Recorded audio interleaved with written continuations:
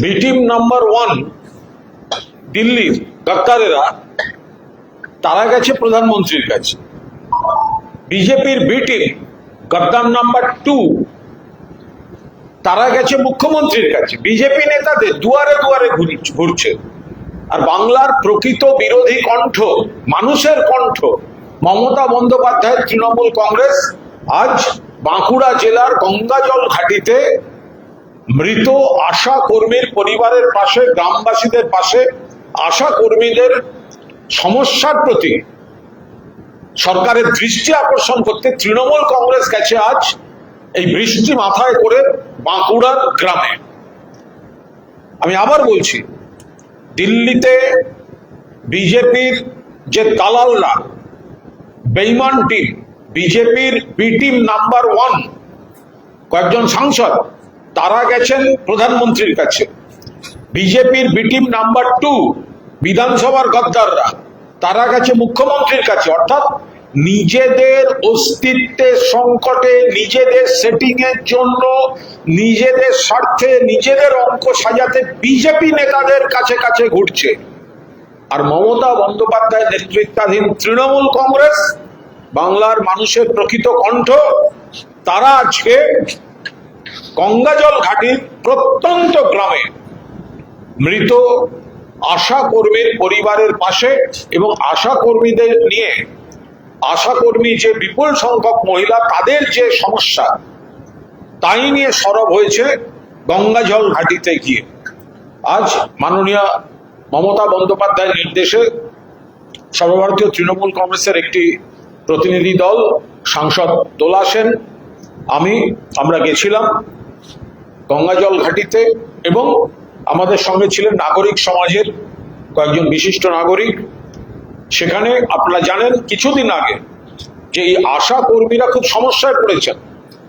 আশা কর্মীরা তো মূলত মা, প্রসূতি, পরিবার, টিকাকরণ এই ধরনের সমস্ত কাজ করেন। এখন তাদের কেওয়াইসি বা এই ধরনের আজকের প্রযুক্তির কাজ তাদের দিয়ে করানো হচ্ছে। সবাই যথাযথভাবে প্রশিক্ষিত নন, সামলাতে পারছেন না। আবার অনেক জায়গায় ইন্টারনেট দুর্বল, কাজ করতে অসুবিধা হচ্ছে, অথচ তাদের সমস্যাটার কথা কেউ শুনছে না। তারা যখন কিছু বলতে যাচ্ছেন, বিজেপির বিধায়ক চন্দনা বাউরি অকথা কুকথা বলে তাদের কুৎসিতভাবে অপমান করেছেন। এরপর দেখা গেছে একজন আশাকর্মী মহিলা, তিনি মৃত্যু তার হয়েছে এবং তাই নিয়ে যারা আশা কর্মী দিদি বোনেরা আছেন তারা যথেষ্ট অসন্তুষ্ট, বিক্ষোভ দেখিয়েছেন। কারণ তাদের যে জেনুইন সমস্যাগুলো সেটা শোনা হচ্ছে না। তো মাননীয় জননেত্রী মমতা বন্দ্যোপাধ্যায় তিনি গোটাটা খবর পেয়ে তিনি আর প্রতিনিধি দল পাঠাবেন আগেই ঘোষণা করেছিলেন। আজ আমরা গেছিলাম সকালে, আমরা তার মৃতার স্বামীর সঙ্গে দেখা করেছি, আত্মীয়ার সঙ্গে দেখা করেছি এবং গ্রামবাসীদের সঙ্গে দেখা করেছি। আশা কর্মীরা খুব সংকটের মধ্যে আছেন। আমরা মৃতার ক্ষেত্রে আমাদের পরিষ্কার দাবি, তাকে যথাযথ ক্ষতিপূরণ দিতে হবে আর্থিক, পরিবার থেকে বিকল্প চাকরি দিতে হবে এবং তার একমাত্র সন্তান ক্লাস 6-এ পড়ে মেয়েটি, তার দায় দায়িত্বই সরকারকে নিতে হবে পৃষ্ঠপোষকতা করতে যা যা করা দরকার। এবার তার পাশাপাশি আমাদের বক্তব্য, আশা কর্মীদের সারা বাংলা জুড়ে সমস্যাটা জেনুইন সমাধান চাই। কারণ তারা যে ধরনের কাজ দীর্ঘদিন ধরে করে অভ্যস্ত, তাদের যদি কেওয়াইসি দিতে বলা হয় তাহলে তারা সেই টেকনোলজি, সেই টেকনিক, সেই প্রযুক্তিতে অনেকে অভ্যস্ত নন। সমস্যা হচ্ছে। এবার সমস্যা হলে তাদেরকে যেভাবে কথা বলা হচ্ছে, বাজেভাবে অপমান করা হচ্ছে, চাপে পড়ে যাচ্ছেন। এর আগে আমরা দেখেছি কাজের চাপে পড়ে কতজন বিএলওর অকাল মৃত্যু হয়েছিল। তাই রুম্পা মণ্ডল, যিনি আশাকর্মী মৃত্যু হয়েছে, তার পুনরাবৃত্তি যাতে না হয়। মমতা বন্দ্যোপাধ্যায় যখনই ঘোষণা করেছেন টিম যাবে, তখন থেকে ওখানে সরকারি প্রশাসন তাদের বলছে ঠিক আছে, কারণ আমরা তো আগেই বলে দিয়েছি, ওখান থেকেও দাবি উঠেছে দিতে হবে, চাকরি দিতে হবে, টাকা দিতে হবে। কাল তো চাপ সৃষ্টি হয়েছে ওনাদের উপর যে যারা আসছেন তাদের সঙ্গে দেখা করার দরকার নেই, আমরা এই করার তারা বলেছেন আমরা সেটা দেখছি ইত্যাদি। তো সেসব হুমকি সত্ত্বেও বা চাপ সত্ত্বেও তারা কেউ কর্ণপাত করেননি এবং তাদের পরিবারের ওপর যতই প্রেসার থাকুক তাদের সঙ্গে আমাদের আলোচনা হয়েছে এবং আমরা আমাদের দাবিটা জানিয়ে এসেছি। এবং আমরা সেই সূত্রে আমি আপনাদের মাধ্যমে আবার বলতে চাই, তফাৎটা দেখুন আজকেই কি ঘটছে। আজকে দিল্লিতে গদ্দার এমপিরা, বিজেপির বি টিম নাম্বার 1, তারা প্রধানমন্ত্রীর কাছে যাচ্ছে। বিধানসভা থেকে বিজেপির বি টিম নাম্বার 2 গদ্দার, তারা যাচ্ছে মুখ্যমন্ত্রীর কাছে। বিজেপির দুয়ারে দুয়ারে ঘুরছে। রাজনৈতিক সংকট, বেরোতে হবে। বাইরে এক কথা বলছেন, ভেতরে কিন্তু অন্য কথা বলছেন। বাইরে এক কথা বলছেন, ভেতরে অন্য কথা বলছেন। নানা রকম খবর আসছে। তারা নাকি সমস্যা নিয়ে কথা বলবেন। আরে সমস্যা নিয়ে বিধানসভায় একদিন বললেন না, তার জন্য নবান্ন যেতে হয়? আপনাদের তো নির্বাচন করে বিধানসভায় পাঠিয়েছেন বাংলার মানুষ মমতাদির প্রতিনিধি হিসাবে। এখানে বললেন না, নবান্নয় গিয়ে বলছেন।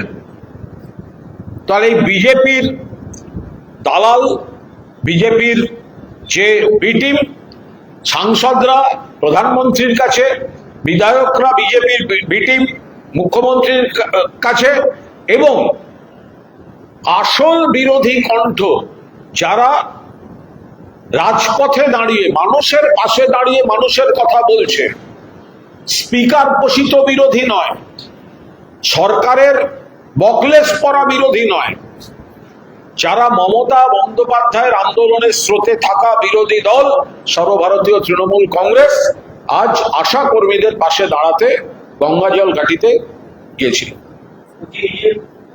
সরকারের তিন সাংসদ যারা বলছেন যে আমরা এনডিএর সঙ্গে নেই, আমরা সঙ্গে নেই, তাদের কাছে এরা কমিশনারকে গেছি, প্রধানমন্ত্রীর সঙ্গে বৈঠক করবো, অমিত শাহের সঙ্গে বৈঠক করবো, দূরত্ব কমাতে চাইছে। আবার বলছি আমরা এনডিএর সঙ্গে। এরা দিশাহারা, এনারা দিশাহারা। এরা এলাকার মানুষের কাছে মুখ দেখাতে পারছে না। যারা আজকে এনডিএ শরিক, যারা আজকে প্রধানমন্ত্রীর কাছে গেছে, তারা তো বিজেপির দালালি করছে। তাদের কেন্দ্রের মানুষ দেখুন, যারা তাদের বাধ্য করা হচ্ছে, এমন সিস্টেম করা হচ্ছে, বাধ্য করা হচ্ছে যে যারা বিজেপি বিরোধী ভোট পেয়ে জিতেছে, এলাকার মানুষকে এরা ভুল বোঝাচ্ছে, ভুল ব্যাখ্যা করছেন, বিভ্রান্ত করছেন। এরা কোনো না কোনো কারণে একটা ফাঁদে পড়ে গেছে, ফলে ওখানে থাকতে হচ্ছে। কিন্তু তাদের সিদ্ধান্ত নিতে হবে। এলাকার মানুষের সঙ্গে এই প্রতারণা চলতে পারে না।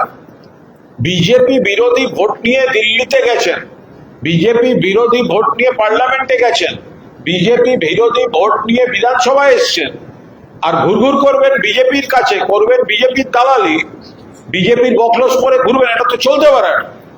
ফলে এরা দিশাহারা হয়ে গেছে। কবে কখন কি বলছেন, একবার ওদের সঙ্গে ওদের চাপে যাচ্ছেন, তারপর আবার এদিককার সঙ্গে যোগাযোগ করছেন, এলাকার মানুষকে একরকম বোঝাচ্ছেন। এদের পলিটিক্যাল কেরিয়ার ফিনিশড। এই গদ্দারদের পলিটিক্যাল কেরিয়ার ফিনিশড। বিজেপির দয়ায় স্পিকারদের অনুগ্রহে জনপ্রতিনিধিত্ব রাখতে পারেন, বেইমানি করে খবরে থাকতে পারেন, কিন্তু বাংলার মানুষের দরবারে যেদিন যাবেন সেই দিন আপনাদের রাজনৈতিক কেরিয়ার শেষ। এখানে 11 জন বিধায়ক গেছেন, মুখ্যমন্ত্রী 11 জন সংখ্যালঘু বিধায়ক আছেন, 11 জন সংখ্যালঘু। এরা একটা বার্তা দেওয়ার চেষ্টা করছে যে এরা এসআইআর নিয়ে সংখ্যালঘু সমাজ সমস্যার মধ্যে পড়েছে। এগুলো লোক দেখানো নাটক করছে। যারা ঘোষিতভাবে বিজেপি ঘোষিতভাবে তাদের নীতি, ধর্মভিত্তিক যে নীতি, তাদের যে নীতিটা, তাদের যে দৃষ্টিভঙ্গিটা, এটা সকলের কাছে স্পষ্ট। যদি কেউ বলেন যে আমরা বিজেপি কি চায় মন বুঝতে গেছিলাম, তাদের আমি একটাই কথা বলবো, ন্যাকা ষষ্ঠী। বিজেপি কি চায়, বিজেপির দৃষ্টিভঙ্গি কি, সেটা বোঝার জন্য বিজেপির সঙ্গে বৈঠক করতে হয় না। ফলে আপনারা মানুষকে এক কথা বলছেন, আপনারা বলছেন এসআইআর এর প্রবলেম নিয়ে গেছি, বিধানসভায় এই নিয়ে সরব হলেন না কেন, ধর্ণা দিলেন না কেন, ঝড় তুললেন না কেন? অ্যাকচুয়ালি এগুলো মানুষকে বা তার এলাকার মানুষকে বোকা বানানো হচ্ছে। ভেতরে যাচ্ছেন আমি কিভাবে থাকবো, আমার একটু পুলিশি নিরাপত্তা, আমার এলাকায় আমি ঢুকতে পারছি না, মানুষ বিরক্ত হচ্ছেন, আমার বিধায়ক পদ বা সাংসদ পদ যেন খারিজ না হয়, নিজেদের অস্তিত্বের সংকটের জন্য বিজেপির প্রোটেকশন নেওয়ার জন্য এই সাংসদ বিধায়করা বিজেপি নেতাদের কাছে ঘুরছেন। বিজেপি নেতাদের কাছে মানুষের স্বার্থে যদি কোনো দরকার নিয়ে যেতেন তাহলে সকলের সামনে এখানে বিধানসভাতেও তারা দেখা করতে পারতেন, কথা বলতে পারতেন, সমস্তটা স্পষ্টভাবে হতে পারত। যে বিধানসভার যে কমিটিগুলো 41 কমিটি, তার মধ্যে 10টা কমিটির চেয়ারম্যান বিরোধীরা, তো একটা তো নসিব ছিল, তাহলে আপনাদের তো জায়গা হবে। আমি তো আগেই বলেছিলাম, আমিই বলেছিলাম গোটা বিষয়টা, যে বিধানসভায় বিরাট ঘটা, দিল্লিতেও ঘটা, অর্থাৎ এই গদ্দার নামক বিজেপির দালালদের সঙ্গে বিজেপির ঘটা চলছে, সেটিং চলছে। যে কটা কমিটির বিরোধীদের দেওয়া হলো, বিধানসভা স্ট্যান্ডিং কমিটি বা বিধানসভার যে কমিটিগুলো, তো সেগুলো তো সব যাদেরকে বিজেপি আশীর্বাদ করছে, বিজেপি খাড়া করছে তাদের ঢাল হিসেবে, যে প্রকৃত বিরোধীদের জায়গা দিও না, বকলেস পরানো বিরোধীদের দাও, বাবুরাম সাপুরের যে সাপগুলো ছিল সেই টাইপের সাপ বানাও, সেই রকম দুটো সাপ জ্যান্ত গুটি ওইরকম নিয়ে, যারা কিচ্ছু করবে না, সাপের মতো দেখতে কিন্তু তাদের কোনো কামড় নেই, তো সেই রকম বিরোধী দল তৈরি করতে চাইছে। সব কমিটির চেয়ারম্যান ওদেরকে দিয়েছে, একটা চক্ষু লজ্জাও থাকে একটা দলদাসপনা পক্ষপাত দুষ্ট কিছু করার জন্য। শোভনদেব চট্টোপাধ্যায় 10 বারের এমএলএ, 36 বছরের বিধায়ক, তিনি একটা স্ট্যান্ডিং কমিটির চেয়ারম্যান হবেন না? বিমান বন্দ্যোপাধ্যায়, তিনি এক্স স্পিকার, তিনি একটা সম্মানজনক কমিটির দায়িত্ব পাবেন না? সমস্তটা এই বালিশচাটাদের দিয়ে পুরো সেটিং করেছে, সরকার পুরো সেটিং করেছে। হ্যাঁ,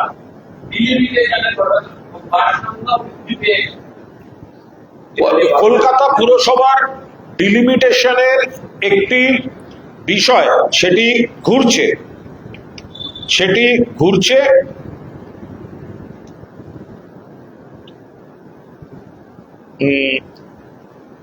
ঘুরছে, এখন আমাদের পরিষ্কার বক্তব্য হচ্ছে, যে এইভাবে ডিলিমিটেশন হতে পারে না। যে ফরম্যাটে একটা ডিলিমিটেশন বলে কিছু একটা ঘুরছে, কি আমরা জানি না, অফিসিয়াল কিনা জানি না, কিভাবে হলো জানি না, এভাবে তো হতে পারে না। একটা গণশুনানি, জনপ্রতিনিধি তাদের রায় নেয়া, বিরোধীদের রায় নেয়া, সেটা কোথায়? যেভাবে কলকাতা কর্পোরেশনের ডিলিমিটেশন বলে কিছু জিনিস ঘুরে বেড়াচ্ছে, আমি আবার বলছি এটা অফিসিয়াল কিনা জানি না, এটা হয়েছে কিনা জানি না, কিন্তু সবাই বলছেন এটা হাতে হাতে ঘুরছে। কিন্তু আমি আগের দিনই আপনাদের জানিয়েছি যে ডিলিমিটেশনের নামে কিছু একটা চেষ্টা চলছে, কিন্তু সেটাই বিরোধীদের মতামত নিতে হবে তো, গণশুনানি করতে হবে তো, মানুষের মতামত নিতে হবে তো। সে শুনানির ব্যবস্থা কোথায়? টেবিলে বসে কার কি সুবিধা রাজনৈতিক এজেন্ডার জন্য বিজেপি ঘরে বসে করে দেবে, কোনোভাবে সেই ডিলিমিটেশন মানা যাবে না।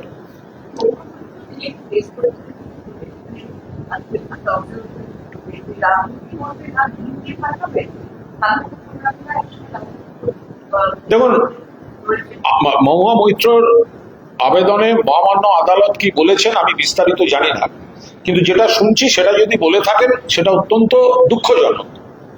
আমরা আদালতের সব রায় মানি, আদালতের রায় নিশ্চিতভাবে গ্রহণযোগ্য, আমরা ল অ্যাবাইডিং সিটিজেন, কিন্তু আদালত যদি এই ধরনের কথা বলে থাকেন তাহলে সেটা দুঃখজনক। প্রত্যেক ব্যক্তির মানে স্বাধীনতা সংগ্রামীদের গুলি খাওয়া আর এখন এই যারা অসভ্যের মতো ডিম মারছে সেই ডিম খাওয়া দুটো এক জিনিস হতে পারে না।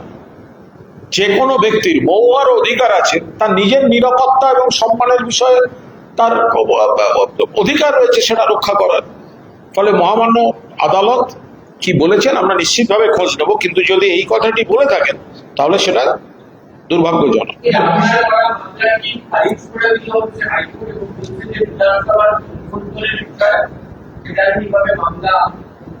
হ্যাঁ, হ্যাঁ,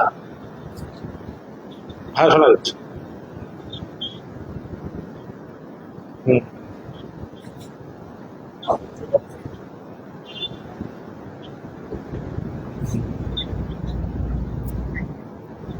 হুম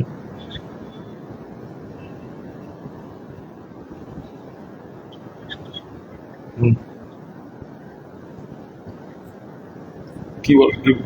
কি বলেছে?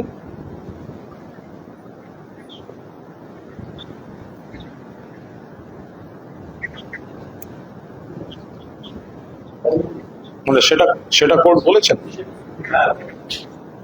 মানে অর্ডারে?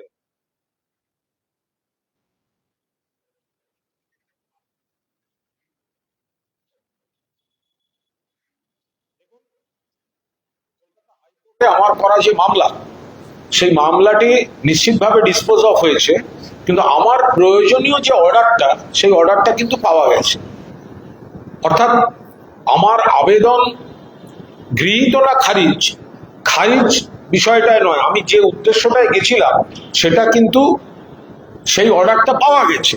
অর্থাৎ বিধানসভায় আমাকে বলতে দেওয়া হচ্ছে না গুরুত্বপূর্ণ বিল এবং বাজেটে। তা আমি যখন স্পিকার সাহেবকে বলতে যাচ্ছি, তখন স্পিকার সাহেব বলছেন এটা আমার বিষয় নয়, অপোজিশন চিফ হুইপের বিষয়। অপোজিশন চিফ হুইপ বলছে যে আমার উপর নির্দেশ আছে, আমি পারবো না আপনার নামটা দিতে। অর্থাৎ একটা কৌশলে আমার কণ্ঠরোধে। আমি যে কার কাছে বলবো, আমি তো সেটাই ঠিক করতে পারছি না, মাঝখান থেকে আমার বলা হচ্ছে না। কিন্তু মহামান্য আদালত, আমার আইনজীবীরা জানালেন, তারা মামলাটা ডিসপোজ অফ করার পাশাপাশি এই অর্ডার শিটে এটা থাকছে যে আমি আমার গ্রিভান্সটা আমি স্পিকারকে বলতে পারবো, কারণ তিনি হচ্ছেন এই হাউসের কাস্টোডিয়ান। ফলে এতদিন যে স্পিকার মশাই বলছিলেন যে আমি এটা দেখতে পারবো না, এখন আমি আদালতের রায় নিয়ে স্পিকারকেই বলবো যে আমাকে বলতে দেওয়া হোক। যদি তারপরেও বলতে না দেওয়া হয়, তখন আমি আবার হাইকোর্টে যাব। হাইকোর্টের শুনানিতে যেটা ওনাদের তরফে বলা হয়েছে 212 অনুযায়ী, যে এই বিধানসভার বিষয়ে হাইকোর্ট বা আদালত কিছু করতে পারে না, বা হস্তক্ষেপটা ঠিক নয়। তো এটা তো আমিও জানি, সবাই জানে, কিন্তু আমি এখানে বিচার পাচ্ছি না বলেই তো গেছি। দীর্ঘক্ষণ শুনানি হয়েছে, সব পক্ষ মতামত জানিয়েছে। শেষ পর্যন্ত মহামান্য বিচারপতি বলেছেন আমি আমার গ্রিভান্সটা আমি স্পিকার সাহেবকে জানাতে পারবো। অর্থাৎ স্পিকার সাহেব ইজ দ্য অথরিটি। এতদিন স্পিকার সাহেব বলছিলেন আমার কিছু করার নেই। আজকে আমি আদালতের অর্ডার নিয়ে বলবো যে আপনারই করার আছে। আমি আপনাকে মৌখিকভাবে যতবার বা লিখিতভাবে যে আমি বলতে চেয়েছি, আজকে এটা আদালতের কাছ থেকে বৈধতা পেল যে স্পিকারকেই আমাকে বলতে দিতে হবে, বা আমার বক্তব্যটা ক্ষোভটা আমি স্পিকারকে জানাবো। Speaker is the man, speaker is the chair, speaker is the custodian. যেটা আমাকে বলা হচ্ছিল না যে আমার করার নেই অপোজিশন চিফ হুইপে, সেটা দেখা গেল অপোজিশন চিফ হুইপ না, এটা ব্যাপারটা গার্জেন হচ্ছেন স্পিকার, এবং আমি স্পিকারের কাছে বলবো।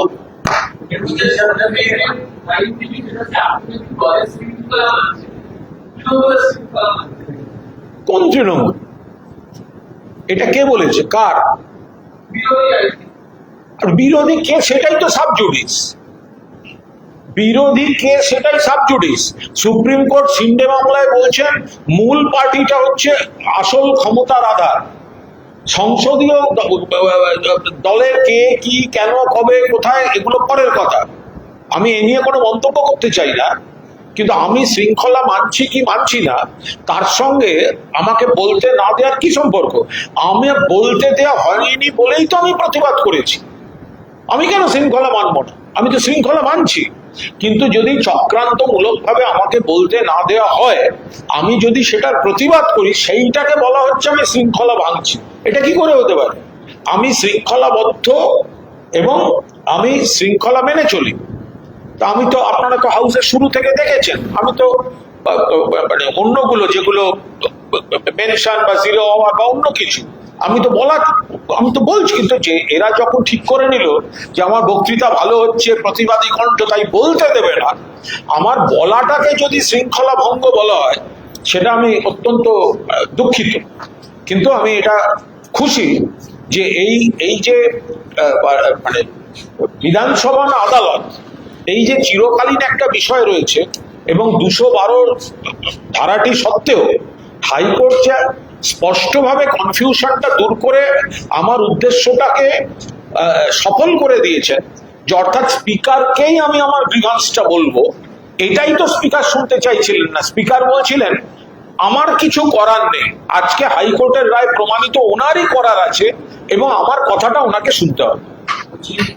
বিদেশ যাত্রা যেটা হাইকোর্ট যেটা খারিজ করে দিয়েছে অফিসের মধ্যে আর কি সুপ্রিম কোর্টে গেল আইনের বিষয়।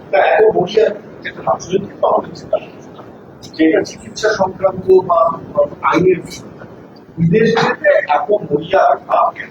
দেখুন, অভিষেকের চোখের যে সমস্যাটা, সেটা এখানে কোথাও এর আগে শেষ কবে কোথায় চিকিৎসা হয়েছে তার খুব একটা নজির পাওয়া যায়নি। ভয়ঙ্কর অ্যাক্সিডেন্ট হয়েছিল, চোখের মণি ধারণ করে রাখে যে হাড়গুলি, সেই হাড় চুরমার হয়ে গেছে, ফলে সেগুলিকে কোনোভাবে জুড়ে রাখা হয়েছে। ফলে যেখানে বিদেশে উনি যেখানে চিকিৎসা করাচ্ছেন, সেখানে যদি কোনো ব্যক্তি তার চিকিৎসা করি, এত স্পর্শকাতর বিষয়, চোখ লাল হয়ে যায় বেশিক্ষণ, চোখ সক্রিয় থাকলে, পড়লে, লিখলে জল পড়ে, তো তার অধিকার আছে যে আমি কোথায় চিকিৎসা করাবো। বাকিটা আইনের বিষয়, আমি বাকিটায় ঢুকবো না। কিন্তু যারা মাথা ঘামাচ্ছেন নানা বিষয়ে, তো তারা সবাই মানে সব আত্মীয় স্বজন চেনা পরিচিতির মধ্যে তাদের কেউ অসুস্থ হলে আমরা যেটা বলে দেবো সেখানে কি চিকিৎসা করাবে না, তারা নিজেদের মতো জায়গা দেখে নেবে। কেউ বাইরে যান না তো, কেউ কলকাতার বাইরে যান না তো, কেউ বিদেশে চিকিৎসা করাতে যান না তো। সামান্য কার্ডিওলজিতেই হলে 1 নম্বর হচ্ছে এসএসকে সব মিলিয়ে। আবার অনেকে বলেন মেডিকেলের কার্ডিওলজি ভালো, অমুকের অমুক ভালো। সেখানে এত বড় একটা জটিল চোখের অবস্থা, সেইটা যদি উনি চিকিৎসা করান একটা নির্দিষ্ট জায়গায়, সেই করার রাইট তার নেই? তার থাকতেই পারে সেটা রাইট। তারা এইসব ব্যাখ্যাটা রাখছেন, আপনারা খবরটা দেখাচ্ছেন, তাই আপনারা খবর না দেখালে কেউ ব্যাখ্যা করবে না।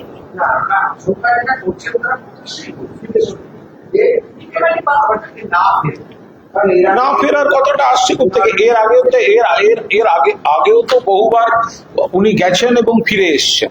আমি এটা ব্যক্তিগত ব্যাপার, আমি এখানে কোনো আলাদা করে মন্তব্য করব না। ফলে এই ধরনের কথাগুলো আসছে কি করে, যে মানে উনি তো গেছেন ফিরে এসছেন, ফলে তখন তো কোনো উনি যে কন্ডিশন নিয়ে এসছেন তারপরে তো এজেন্সির তরফ থেকে আমি আইনের কথা বলি। এবার আমি আইনের কথা বলি যে অভিষেক বন্দ্যোপাধ্যায় কোনো আদালতের অনুমতি নিয়ে বা এজেন্সিকে জানিয়ে তিনি বাইরে গেছেন, তিনি আবার ফিরেও এসছেন। তাহলে এই থাকাকালীন এমন কিছু যদি ঘটতো কোনো সন্দেহে, তাহলে সেই এজেন্সি কিন্তু আদালতে একটা রিপোর্ট করতেন, কোনো রিপোর্ট তো করেননি। ফলে তার আগের বিদেশ সফরগুলো নিয়ে আজকে অনুমান ভিত্তিক অভিযোগ উঠছে কেন? পর্যবেক্ষণ ভিত্তিক তো কোনো অভিযোগ এতদিন নেই, তাহলে আজকে অনুমান ভিত্তিক অভিযোগ তোলা হচ্ছে কেন? রাজনৈতিক ন্যারেটিভ তৈরি করার জন্য। যদি ওনার আগের বিদেশ সফরগুলোতে এমন কোনো অবজারভেশন থাকতো যেটায় এজেন্সি অবজেকশন দিতে পারে, কোর্টে দিতে পারতেন, তখন তো দেননি। কোনো অবজেকশন দিয়েছেন? দেননি। তাহলে যখন ফ্রেশ কেউ অ্যাপ্লিকেশন করছে, আগের গুলোই যখন কোনো অবজেকশন ছিল না, তাহলে অনুমান ভিত্তিক রাজনৈতিক ন্যারেটিভ ভিত্তিক অবজেকশন কি করে হতে পারে? মুখ্যমন্ত্রী বদল হয়েছে, শেষ যখন ছিলেন তখন রাজ্যের যে সরকার ছিল এবং অভিষেক বন্দ্যোপাধ্যায়ের অবস্থান, তার সঙ্গে মুখ্যমন্ত্রী বদলের সঙ্গে কোর্টের শুনানি এবং ইয়ের কোনো ইয়ে হয় না। মানে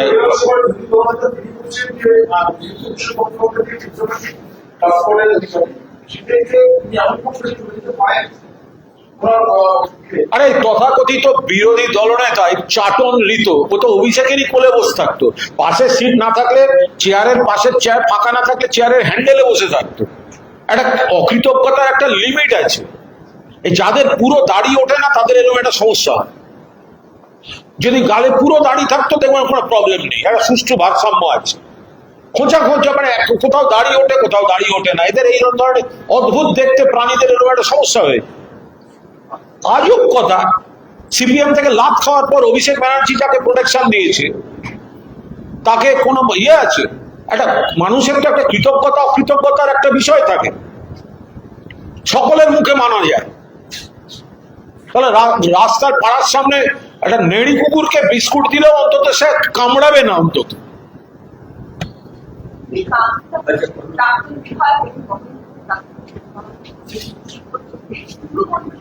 কে কে ছিলেন? তিনি তো পাল্টে গিয়ে ওদিকে চলে গেছেন, তার অভিযোগের কি ভ্যালু আছে? কোনো ভ্যালু নেই। তারা বিজেপির দালালি করতে গেছে, বি টিমে গেছেন, বিজেপির দালালি করছেন, বিজেপির বি টিম। তার আবার বক্তব্য কি? তার কোনো বক্তব্য নেই। তৃণমূলে থাকতে একটা বক্তব্য ছিল, যারা দল বদলায়, যারা নিজেদের স্বার্থে দল বদলায় তাদের স্টেটমেন্টও বদলে যাবে, আর তারপর সেই স্টেটমেন্টের ইটও পরিষ্কার করবো আমরা বসে বসে। আপনাদের সময় আছে, আপনারা করুন।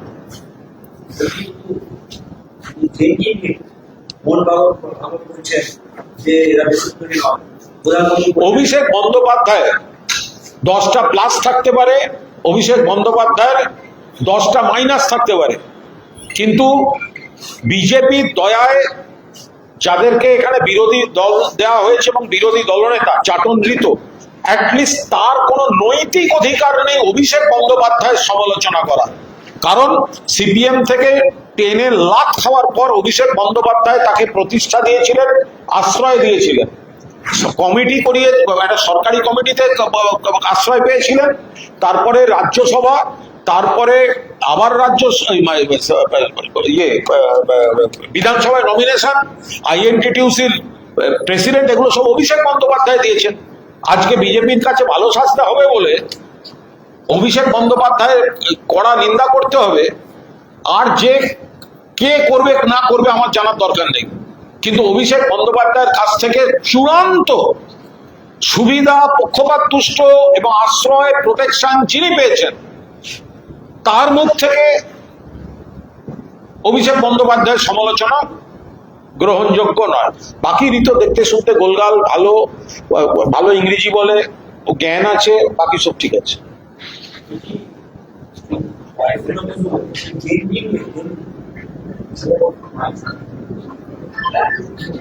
কি হয়েছে?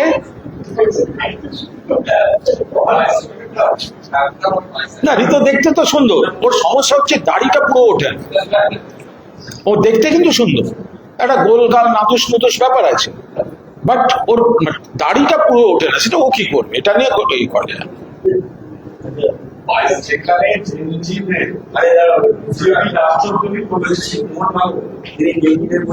কালকে নাকি এখানে বলে গেছে চাটন বালিশ যে আমি ওদের সঙ্গে যোগাযোগ রাখছি। আরে রাজনীতি তো সম্ভাবনা শিল্প, রাজনীতি সম্ভাবনা শিল্প। যেদিনকে ঋত একটা এফিডেভিট দেবে কোর্টে এফিডেভিট দেবে যে ও আর বালিশ চাটবে না, আমার যোগাযোগ করতে কোনো আপত্তি নেই। একটা কোর্টে এফিডেভিট দিয়ে বলবে, হলফনামা দিয়ে, আমি আজ হইতে আর বালিশ চাটিব না, আমার কথা বলতে কোনো অসুবিধা নেই।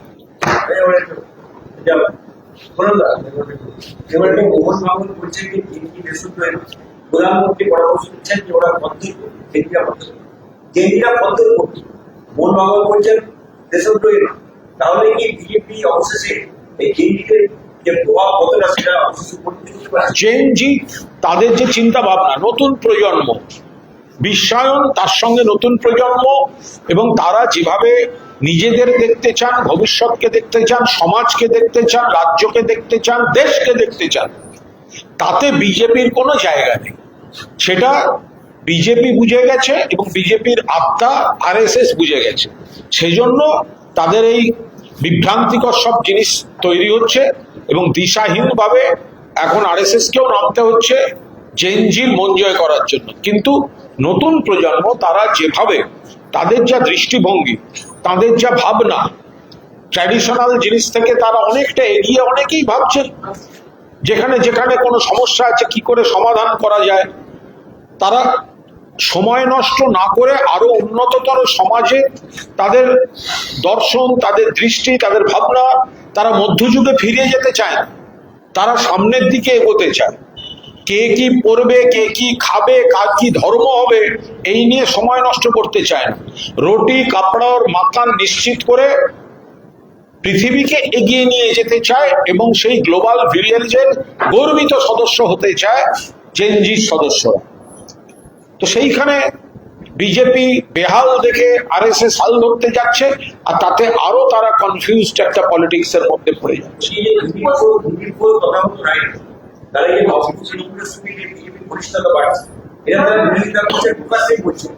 দেখা যাচ্ছে এরা যত বিরোধিতা করছে ততই নবনীতির উপর বিজেপি ঘনিষ্ঠ হয়ে যাচ্ছে রাজ্য সরকারের সঙ্গে আমি আবার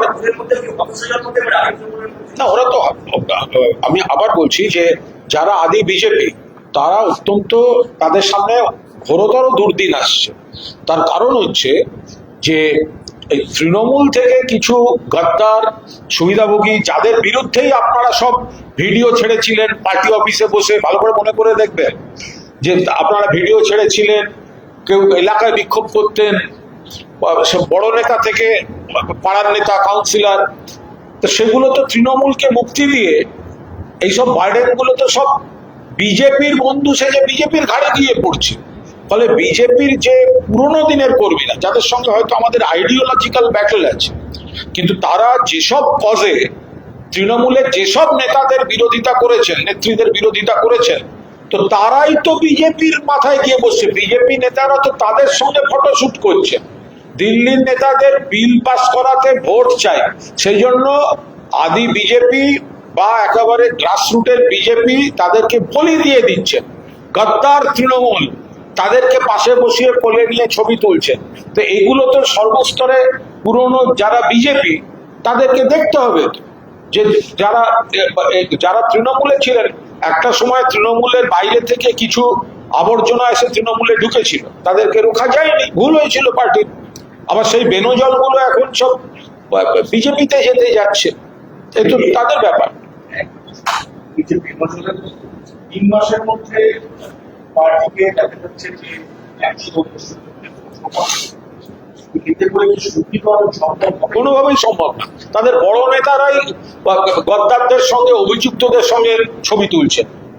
নরেন্দ্র মোদী ছবি তুলছেন রোজভ্যালি ক্যান্ডে সিবিআই এর কাছে গ্রেফতার সুদীপ বন্দ্যোপাধ্যায়ের সঙ্গে। নরেন্দ্র মোদীকে সাসপেন্ড করুন, করুন নরেন্দ্র মোদীকে সাসপেন্ড। পাড়ার অমুক পচাকে সাসপেন্ড করছেন কেন বিজেপি? এতে শুদ্ধিকরণ হবে। অমিত শাহ কাদের সঙ্গে ছবি তুলছেন? সারদা নারদা, তাদের সঙ্গে ছবি তুলছেন না, তো অমিত শাহকে বহিষ্কার করুন। শুভেন্দু বাবুকে নিয়ে আমি আলাদা করে আর কি বলবো, তিনি কাদের সঙ্গে ছবি তুলছেন? অভিযুক্ত নেই, তিনি বলছেন প্ল্যান কাকে দেয়া হয়েছে, কার সই, 80টা 90টা সব ইলিগাল ওই সব কনস্ট্রাকশন, তাদেরকে আপনারা সঙ্গে নিয়ে চলছেন। নারদার ভিডিওটায় যারা ছিল ওটা কি নিচ্ছিল? কি নিচ্ছিল? তোলাবাজি বলে শুধু ছোট নেতাদের নাম দিয়ে কেন হবে? তারা কি নিচ্ছিল? ভিডিও কারা দেখিয়েছিল? বিজেপির পার্টি অফিস থেকে ভিডিও দেখিয়েছিল। নারদার টাকাটা ভালো টাকা ছিল, লোকসভায় কোলে নিয়ে বসে দোল কাটছেন।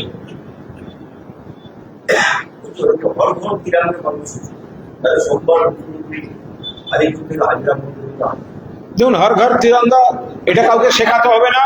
এটা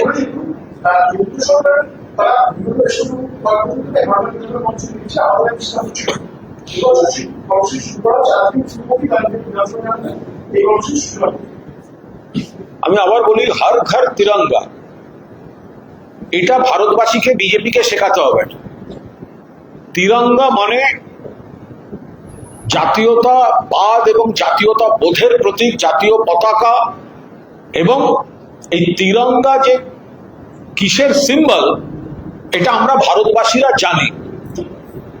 আমরা জাতীয় পতাকা তুলি বাড়িতে, ক্লাবে, সংস্থায়, প্রতিষ্ঠানে, ব্যাচ করে বুকে লাগিয়ে রাখি, পাড়ায় পাড়ায় অনুষ্ঠান করি। এটা বিজেপির কাছ থেকে শিখতে হবে না। বিজেপিকে এখন জোরে বলতে হচ্ছে কারণ তিরঙ্গার আসল লড়াইতে স্বাধীনতা সংগ্রামে বিজেপির কোনো ভূমিকা ছিল না।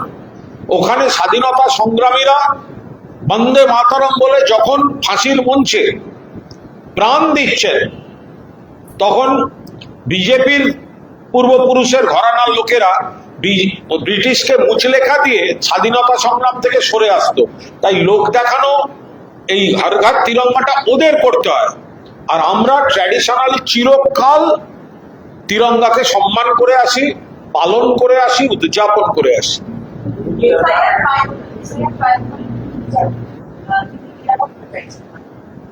সে তো প্রশাসনিক বিষয়, তাদের না।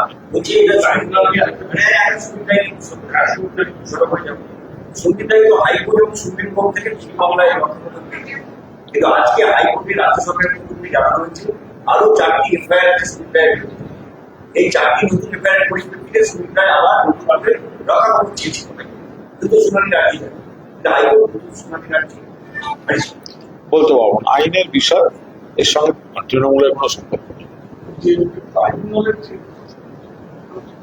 27 লক্ষ হচ্ছে আপনার 27 লক্ষের ট্রাইব্যুনাল, আমরা বারবার বলছি কেন এত স্লো, কেন ফেলে রাখা হচ্ছে? এতজন মানুষকে তো ভোটার লিস্টের বাইরে রেখে ভোট করা হলো, কেন ফেলে রাখা হচ্ছে? 27 লক্ষ স্টুডেন্টসকে আছে, তাহলে আবেদন করেছে 7 লক্ষ। বিভিন্ন প্রশ্নটা উঠছে যে প্রত্যেকটা পুরো সেটা তো খোঁজ নিয়ে প্রপারলি খোঁজ নিতে হবে, দেখতে হবে সেটা। ওরা কি বলছেন, কোন ফিগার দিচ্ছেন, সেটার বাস্তবতা কি, সেগুলো তো দেখতে হবে। এই খলিলুর রহমান আমাদের গ্রামের প্রধানমন্ত্রী সুপ্রিম কোর্টে করে আবার আজকে কলকাতায় ফিরছে, কিছুক্ষণ পরে পঁচিশ তারিখ এখন দেখুন, এরা তো বিজেপি নেতাদের কাছেই ঘুরে বেড়াচ্ছে, সাংসদ বলুন বা বিধায়ক বলুন, গাদ্দার গুলো, তারা তো বিজেপি নেতাদের কাছেই ঘুরে বেড়াচ্ছে। তার কারণ সংকট, এমপিদের নিয়ম মেনে চললে স্পিকার ওদেরকে রক্ষা করছেন, এমপিশিপ চলে যাওয়ার কথা, সেই জন্যই দুয়ারে দুয়ারে ঘুরে বেড়াচ্ছে। তৃণমূল থেকে জিতেছেন এনসিপিআই, তাহলে ঘোড়ার টিমের এনসিপিআই এখনো লোকসভা টিভি লিখে দিচ্ছে এআইটিসির, জিতে এখনো এলাকায় যেতে পারছে না, তারা ঘুরে বেড়াচ্ছে দিল্লিতে আর বিজেপি নেতাদের কাছে ঘুরছে। তার এলাকার মানুষরা দেখুন, এত বড় বিশ্বাসঘাতক, আপনাদেরকে বলেছে বিজেপি বিরোধী ভোট নিয়ে জিতেছে, আর বিজেপি নেতাদের সঙ্গে দালালি করে বেড়াচ্ছে, কখনো প্রধানমন্ত্রী কখনো মুখ্যমন্ত্রী বিজেপির ঘরে ঘরে ঘুরে বেড়াচ্ছে।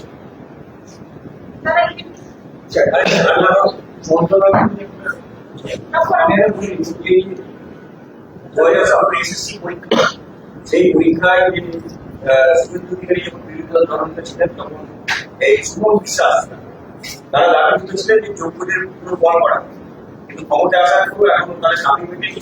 তারা আবার নতুন করে দাবি করছে যে মুখ্যমন্ত্রীর কাছে যে আপনি শেষ করে প্রতিশ্রুতি দিতেন, আমাদের সেই প্রতিশ্রুতি। তো সেটা তো নিশ্চিতভাবে দেখা উচিত।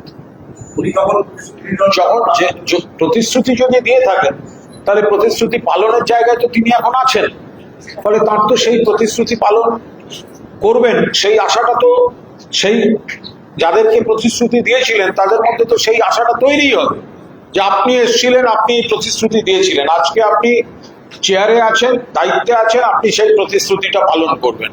কিন্তু সেটা আবার ওই গ্যাসের দাম 450 টাকা এইসব ধরনের প্রতিশ্রুতির দিকে চলে গেলে কিন্তু সর্বনাশ হবে।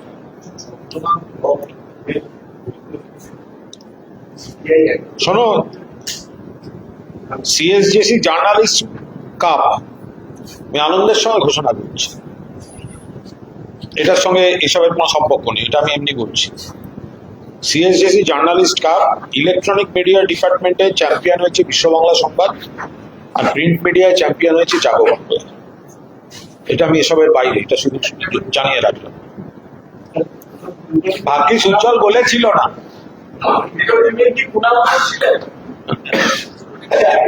এই ইংরেজি করে চলে। 11 জনের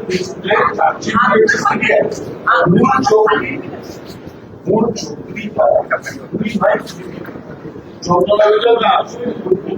14 আরে চার্জশিট পেয়েছে মূল চোরকার আছে বিজেপির দুই ভাই হচ্ছে বিজেপি নেতা হ্যাঁ বিজেপি নেতা তো তারা তো বিজেপিরই নেতা। এবারও বিধানসভা নির্বাচনের সময় তাদের নাম দিয়ে তো সব বিজেপির হোর্ডিং ফোর্ডিং দেওয়া ছিল, জেতার পরও তো এসব হোর্ডিং দেওয়া ছিল, বিজেপিরই লোক। তাহলে চন্দ্রনাথ রথ হত্যার পর যারা তৃণমূলের দিকে একেবারে ঝগড়া মানে ঝড় বইয়ে দিচ্ছিলেন সমালোচনা, যে শুভেন্দু আত্মসহায়ক, আমরা বারবার বলেছি যে কোনো অরাজনৈতিক যে কোনো ঘটনা করতে পারে, তৃণমূল কেন এতে জড়িত? কিন্তু যারা তত্ত্ব কথা বলে বড় বড় কথা বলে তৃণমূলকে আক্রমণ করেছিলেন, এখন এও তো দেখা যাচ্ছে যে এই যারা ধরা পড়ছে বা যাদের বিরুদ্ধে অভিযোগ আসছে তারা তো মানে অ্যাক্টিভলি বিজেপি করেছেন, এবারে বিধানসভা নির্বাচনেও তারা বিজেপি করেছে। এবং কার সঙ্গে কার কি ঝগড়া ফগড়া সে তাদের ব্যাপার।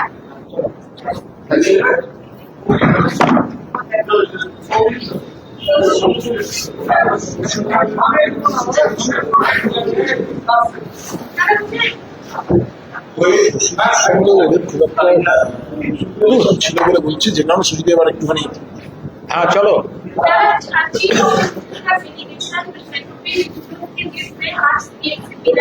अरे भाजपा का बी टीम भाजपा का ए टीम से मिला हुआ है, इसमें क्या है?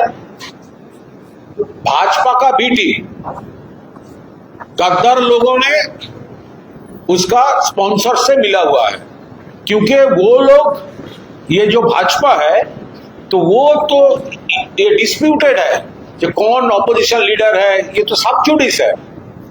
कौन ऑपोजिशन लीडर है, कौन लोग प्रॉपर ऑपोजिशन है, ये तो सब जुडिस है।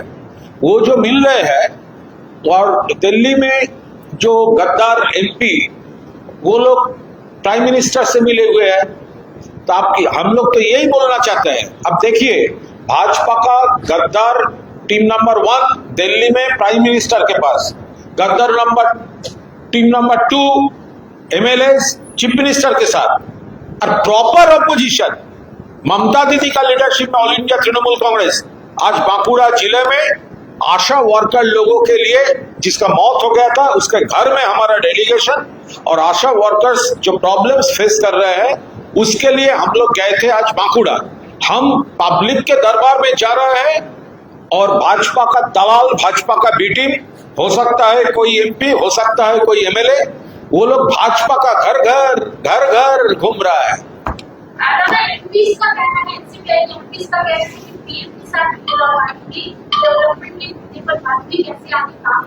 वो खुद का इक्वेशन के लिए कहीं पे निगाहें कहीं पे निशाना, क्या डेवलपमेंट का, वो उसके लिए दल चेंज करने का क्या कारण है?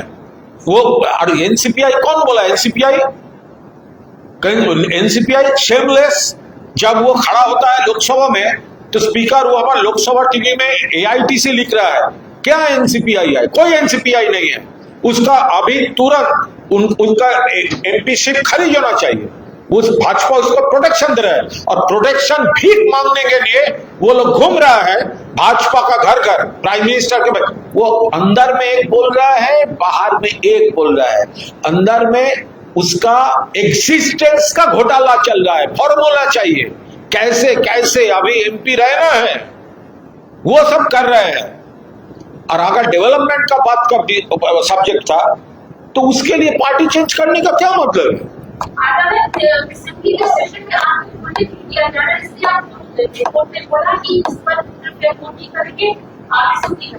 नहीं, कोर्ट जो ऑर्डर किया है, हम जो चाहते हैं, हमारा अच्छी तरह से मालूम है। हम देखिए, हम भी जानते हैं रूल क्या है। ये असेंबली का सब्जेक्ट और कोर्ट, ये जो डिफरेंस है 212 जो है 212 जो सेक्शन है, वो हम लोग हमारा मालूम है। हमारा प्रॉब्लम था, हम जब स्पीकर साहब के सामने जाते थे, स्पीकर साहब बोल रहे थे ये हमारा मैटर नहीं है, ऑपोजिशन चीफ व्हिप का मैटर है। लेकिन मैं एक स्ट्रेटेजिक केस किया था, और उनमें जज साहब ने बोला ये असेंबली में होगा और हमको स्पीकर साहब के पास जाना है। अभी तक हम किसके पास जाएंगे यही उसका स्ट्रेटेजी था। ये बोल रहा है स्पीकर के पास जाओ और स्पीकर बोल रहा है उसका पास जाओ। हमारा ये मतलब था, ये ऑर्डर हमको चाहिए थे कि हम एक अथॉरिटी चाहिए थे, किसका पास हमको जाना है, who is the responsible person. Honourable court आज दिखा दिया, रिस्पॉन्सिबल पर्सन इज स्पीकर। अभी हम जब जाऊंगा तब स्पीकर हमारा कुछ नहीं है, ये वो लोग और बोल नहीं सकते। हमारा जो स्ट्रेटेजिक केस था, हम 100% सक्सेसफुल है। हर घर तिरंगा भाजपा के तरफ से सीखने का कोई हमारा जरूरत नहीं है। हमारा दिल में तिरंगा है, हमारा दिल में तिरंगा है। तिरंगा किसका सिंबल है, तिरंगा के लिए रिस्पेक्ट है। और भाजपा जिसका पुराना सब लोग फ्रीडम फाइट में नहीं थे, मूछले का देकर ब्रिटिश से जेल से निकाला हुआ था, उसका जरूरत है लोग दिखाने के लिए। हम हर घर तिरंगा तिरंगा तिरंगा, वो हमारा दिल में है। हम पूरा हम वो पालन करता है तिरंगा। दादा, ये बांग्ला ये जो आवास योजना था उसका नाम बदल दिया गया है, पश्चिम बंगाल आवास योजना, इसके बारे में ये तो नाम और रंग बदलने का, नेम और कलर बदलने का सरकार है। काम तो पूरा ममता बनर्जी कर दिया। बांग्ला बाड़ी क्यों किया? सेंट्रल गवर्नमेंट रुपया बंगाल का हक का रुपया नहीं दे रहे थे, इसीलिए बांग्ला बाड़ी हुआ। तो बांग्ला बाड़ी चेंज करके वेस्ट बंगाल है, कुछ नया कुछ कीजिए। ये क्या हो रहा है? कन्या श्री ममता दीदी का बोल रहा है कन्या रत्न। ये जो सोशल स्कीम्स है, बहुत सारा इंफ्रास्ट्रक्चरल जो ब्रिजेस है नहीं, ये लोग सिर्फ कलर बदल रहे हैं और नाम बदल रहा है। काम तो ममता दी कर दिया। नाम चेंज नहीं, मुख्यमंत्री ने ये भी क्लियर कर दिया कि इस बंगाल और पश्चिम बंगाल का नाम चेंज नहीं होगा, क्योंकि कोई स्टोरी। देखिए, ये वेस्ट बंगाल का नाम बंगाल होना जरूरी था, क्योंकि बांग्ला का भी एक हिस्टोरिक सिग्निफिकेंस है, ये बांग्ला वर्ड का। तो अभी देखिए, जब कोई एडमिनिस्ट्रेटिव मीटिंग होता है, वेस्ट बंगाल डब्ल्यू बाद में आता है, तब मीटिंग खत्म होने वाला है। और बी अगर बंगाल से होता तो पहले फ्रेश मीटिंग में बंगाल का मिनिस्टर हो या कोई सेक्रेटरी और या रिप्रेजेंटेटिव, उसका बहुत सारा एडवांटेज होता है। और बांग्ला तो हम लोग बोलते हैं, ये तो आप हमारा जब वेस्ट बंगाल देखिए, भाजपा से पूछिए, जब उन्होंने वोट इलेक्शन के पहले सुनार बंगाल बोले थे, तो सुनार वेस्ट बंगाल तो नहीं बोले थे। तो वो लोग बोल रहा है बंगाल नहीं चलेगा, बांग्ला नहीं चलेगा, वेस्ट बंगाल देना है। तो कोई सुनार वेस्ट बंगाल तो नहीं बोले थे, तो उनसे मुंह में तो बंगाल निकल गया। बंगाल का पब्लिक तो बांग्ला बोलता है, बंगाल को बांग्ला ही बोलता है। तो क्या एतराज था उसका? मुख्यमंत्री का कहना है कि ये बंगाल नाम चेंज करने से इतिहास बदल सकता है। कोई दूसरा वो लोग नाम क्यों बदल रहा है? पूरा देश में स्टेशन का नाम बदल रहा है, सिटी का नाम बदल रहा है, कलर बदल रहा है। तो सब कुछ का एक तो हिस्ट्री होता है। तो उस टाइम में वो क्यों नाम चेंज कर रहा है? हिस्टोरिक जो नेम्स थे, स्टेशन का नाम चेंज हो रहा है, सिटी का, टाउन का नाम चेंज हो रहा है। क्यों हो रहा है? तो उस टाइम में आपका नाम चेंज ठीक है, और इस टाइम में जहां रिक्वायर्ड है उसमें उसका ऐतराज है। कोलकाता को डिलिमिटेशन वाला एक पेपर हम लोगों को मिला है, वो ऑफिशियल या अनऑफिशियल हम लोगों का मालूम नहीं है। हम लोगों का पास कोई इंफॉर्मेशन नहीं है, कोई पब्लिक हियरिंग नहीं हुआ, कोई पब्लिक रिप्रेजेंटेटिव से बात नहीं हुआ। हम लोग ये नहीं मानता है क्या हो रहा है, इसका हमारा पास कोई बेसिक इंफॉर्मेशन भी नहीं है। भारत में कोई सेशन बुलाया गया है, उसमें इसका चर्चा भी किसका? के बारे में 144 वर्ड से बढ़ा के हम लोग अपोज करेंगे। डिलिमिटेशन, देखिए डिलिमिटेशन अगर होना ही है तो वो तो एक प्रोसेस है, पब्लिक हियरिंग का टाइम देना होगा, ऑपोजिशन जो पब्लिक रिप्रेजेंटेटिव्स है उससे बात करना होगा। ये टेबल में बैठकर भाजपा का कैसे एडवांटेज होगा उसके ऊपर सिर्फ हो जाए, ऐसा नहीं होता। दादा आखिरी सवाल, आज मुख्यमंत्री से मिलने के बाद सुनने में आया है कि जो माइक उतारा जाना है मशीन से, तो अभी कोई कमेंट नहीं है, चर्चा हुआ है। तो कोई कमेंट नहीं है, वो हम लोग पूरा देख रहे हैं, कमेंट नहीं है।